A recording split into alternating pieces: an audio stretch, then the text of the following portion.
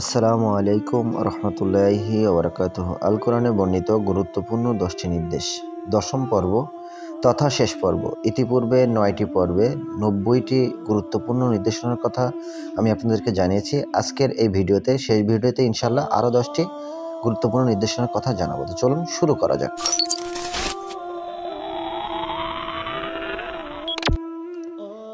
1. আল্লাহর রহমত থেকে নিরাশ হবেন না। সূরা আজ-জুমার আয়াত নম্বর 53। 2. ভালো দ্বারা মন্দকে প্রতিহত করুন।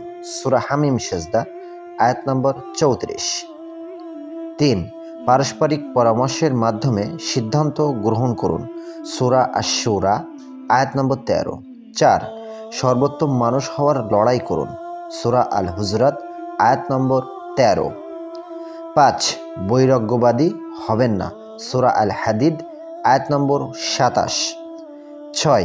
জ্ঞান অন্বেষণে ব্যাপৃত হন। সূরা আল-মুজাদালাহ আয়াত নম্বর 11। 7. অমুসলিমদের সাথে সদয় এবং নিরপেক্ষ আচরণ করুন। সূরা আল-মুমতাহিনা আয়াত নম্বর 8।